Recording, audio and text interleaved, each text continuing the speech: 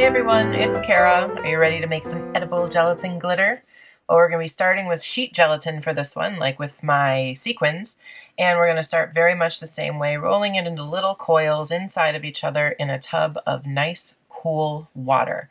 It's important to do one at a time so they don't stick together while they're hydrating. Once they all feel somewhat hydrated, they don't have to be completely hydrated. They shouldn't be mush, but they should definitely be soft and pliable.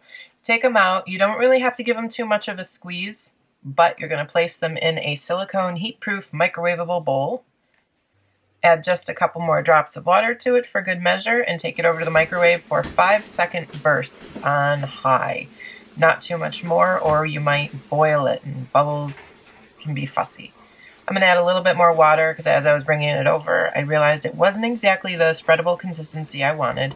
You don't have to worry as much with this as you do with sequins about it being, too loose because we're going to be grinding it all up. So it doesn't matter truly how it dries.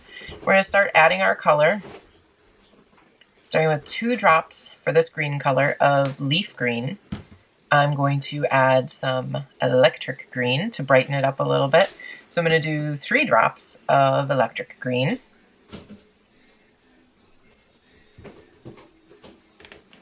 And now I'm going to give it a little bit of a backing like we do with our sequins so that it's not completely see-through, but so that it throws some light back outwards. 1 drop of bright white Americolor gel paste or titanium dioxide. And next, just to give it a little extra shine, I'm using Pearl Sheen Food Airbrush color from Americolor. Make sure you shake it really well and that you don't have any separation in there, otherwise it's just going to be a little bit loose and not as concentrated as it should be. Just a couple drops of that. No true recipe to this. Do it to your liking. I've just made so many, I kind of know what I like to see in my glitter. Give it a real good stir, a real good mix. And you should see some really beautiful color, and it should have a drippy consistency, not runny and watery. Now you'll need a tool to spread it, and you will need a big flat piece of acrylic. This I got at a hardware store, Lowe's. It's about 1/4 inch, but it's completely flat and it is completely scratch-free. That's, necessary for some other applications, but you might as well just keep it nice and neat. So now we're going to spread our gelatin out on the acrylic sheet. Scrape it out, but at this point you can't fuss too much trying to get everything out of there because your gelatin's starting to cool, and when it cools, it gets a little bit firmer, more jellyish, and you want to be able to spread this relatively thin. So hold your spreader flat. This is a bowl scrape, which is one of my favorite things to work with sheeted gelatin like this. You're going to make it relatively thin. If it's a little uneven, it is not a big deal. If it starts to hold shape as you're pulling it, just let it go.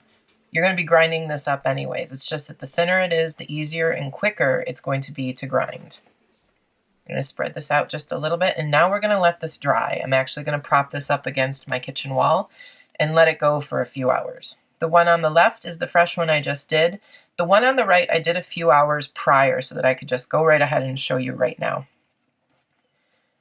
Now you're going to see it's very, very, very shiny, and you might be able to tell that it's a little irregular based on some of those reflections, but it's starting to peel itself away. Just like the sequins, if it can be moved on its own, it's ready to come off. If it gives you resistance and feels sticky, not staticky sticky like this one was, you've got to give it a little bit more time. A fan helps.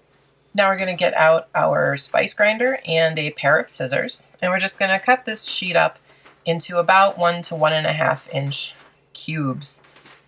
I can typically cut these stacked 2 or 3 at a time, but the more you put on there, the more likely you're going to chip them.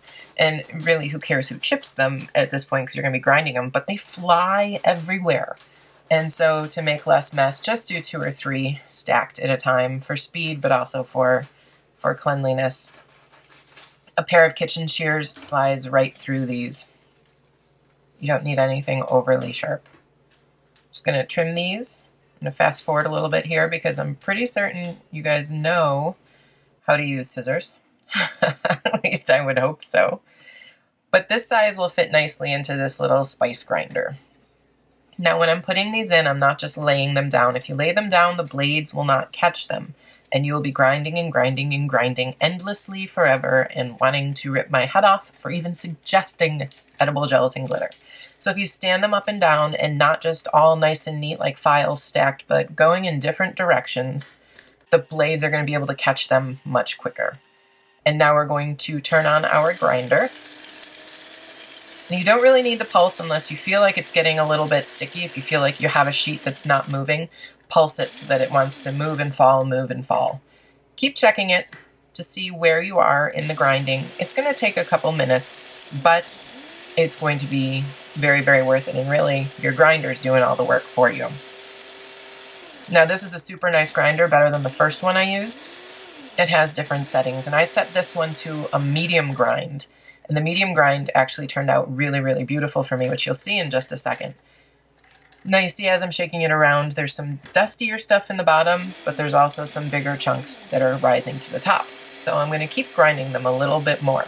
No matter what, you're always going to have these two different sizes or, gradation of sizes in the particles, which is fine.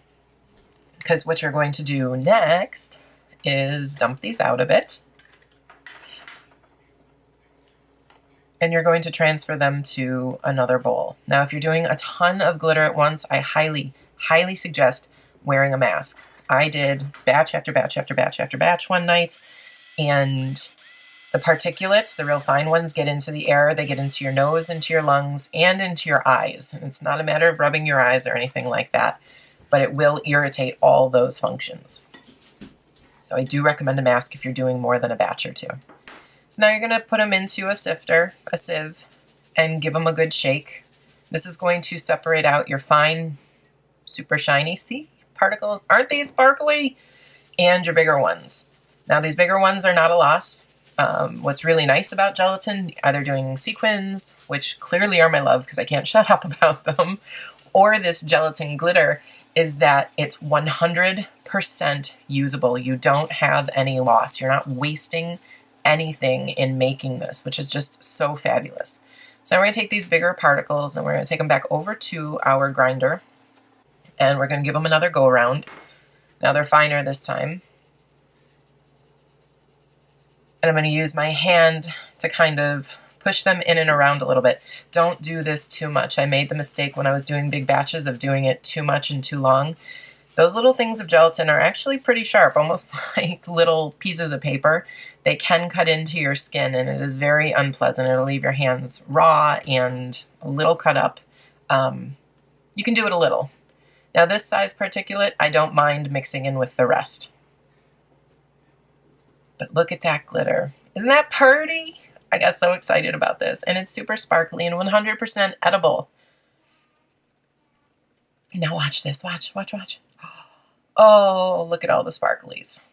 This makes me so happy. I literally went on a gelatin glitter kick. I have an obnoxious amount. It's really unnecessary. I'm going to glitter everything for a while. But now this batch size will make about 1/4 cup for you. A little bit less, but that will take you quite a ways. This blue came out really, really gorgeous. And of course I have to show you the pink because pink. Thanks for watching, and we will see you next time.